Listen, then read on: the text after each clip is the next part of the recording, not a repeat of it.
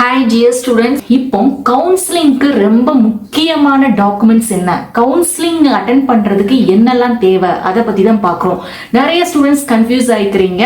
நீங்க கவுன்சிலிங்க்கு உங்க கையில நீங்க அப்ளிகேஷன் ஃபார்ம் ஃபில் பண்ணும்போது லாகின் ஐடி பாஸ்வேர்டு இது ரெண்டும் நீங்க நோட் பண்ணியிருப்பீங்க.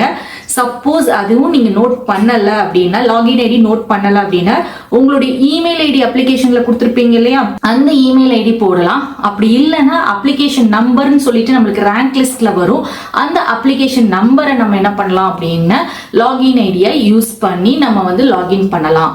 சப்போஸ் உங்க பாஸ்வேர்ட் மறந்துருச்சு அப்படின்னாலும் பிரச்சனை கிடையாது. நம்ம ரீசெட் பாஸ்வேர்டு கொடுக்கலாம் அல்லது ஃபர்கட் பாஸ்வேர்டு கொடுக்கலாம்.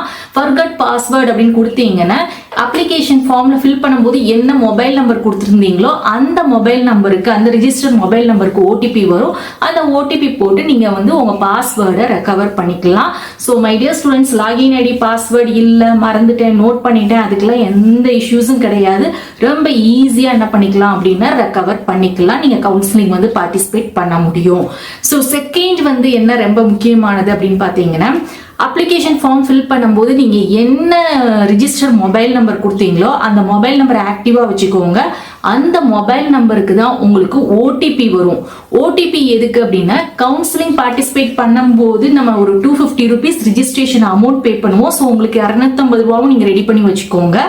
நெக்ஸ்ட் என்ன அப்படின்னா, சாய்ஸ் ஃபில்லிங் பண்ணும்போது என்ன கோர்சஸ் என்ன காலேஜஸ்லாம் ஆட் பண்ணியிருக்கீங்களோ அது ஃபைனலா ஒரு ஓடிபி, அந்த உங்க மொபைல் நம்பருக்கு ஒரு ஓடிபி வரும். அந்த ஓடிபி போட்டு நீங்க லாக் பண்ணாதான் நீங்க என்ன கோர்ஸ் ஆட் பண்ணிருக்கீங்க, காலேஜஸ் ஆட் பண்ணிருக்கீங்களோ லாக் ஆகும்.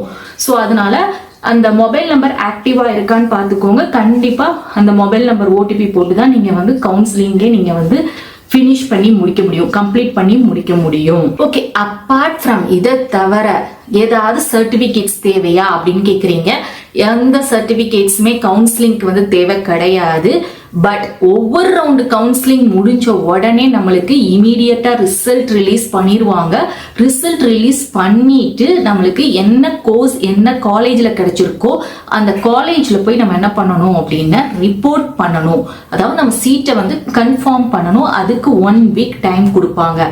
ஸோ அந்த டைம்ல நீங்க என்ன பண்ணணும் அப்படின்னா அமௌண்ட் ரெடி பண்ணி வச்சுக்கோங்க. அந்த டைம் கண்டிப்பா ஃபீஸ் பே பண்ண சொல்லுவாங்க. நீங்க கவர்மெண்ட் காலேஜா இருந்தீங்கன்னா ஒரு 5000 to 7000 rupees நீங்க பே பண்ணணும். பிளஸ் நீங்க என்னெல்லாம் அப்ளிகேஷன் ஃபார்ம்ல சர்டிபிகேட்ஸ் அப்லோட் பண்ணீங்களோ அந்த சர்டிபிகேட்ஸ் எல்லாமே ஒரிஜினல் கேட்பாங்க. ஸோ அதே மாதிரி இப்போ சப்போஸ் நீங்க அப்ளிகேஷன் ஃபார்ம் ஃபில் பண்ணும்போது ஃபர்ஸ்ட் கிராஜுவேட்ல நீங்க அப்லோட் பண்ணி கொடுக்கல அப்படின்னாலும் பிரச்சனை கிடையாது. ஸோ உங்களுக்கு எந்த காலேஜ்ல சீட்டு கிடைச்சிருக்கோ அந்த காலேஜ்ல போய் ரிப்போர்ட் பண்ணும்போது உங்களுடைய ஃபர்ஸ்ட் கிராஜுவேட் சர்டிபிகேட்டை காமிச்சீங்கன்னா கண்டிப்பா உங்களுக்கு ஃபீஸ் ரெடியூஸ் பண்ணுவாங்க. இது செல்ஃப் ஃபைனான்சிங் காலேஜஸா இருந்துச்சு அப்படின்னா நீங்க அமௌண்ட் எவ்வளவு பே பண்ண சொல்லுவாங்கன்னா 50,000 இருந்து 1 லட்சம் ரூபாய் கண்டிப்பா பே பண்ண சொல்லுவாங்க.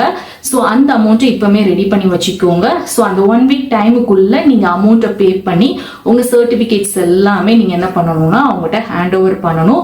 ஃபர்ஸ்ட் கிராஜுவேட் சர்டிபிகேட் செல்ஃப் ஃபைனான்சிங்னாலும் கவர்மெண்ட் காலேஜ்னாலும் கண்டிப்பா உங்களுக்கு ரெடியூஸ் பண்ணுவாங்க. ஸோ அமௌண்ட் ரெடியூஸ் அப்படின்னு பாத்தீங்கன்னா ஒரு 25,000 கண்டிப்பா ரெடியூஸ் பண்ணுவாங்க. ஸோ மை டியர் ஸ்டூடெண்ட்ஸ், இவ்வளவுதான் உங்களுக்கு. ஸோ கவுன்சிலிங் அட்டென்ட் பண்ணும்போது தேவையில்லை.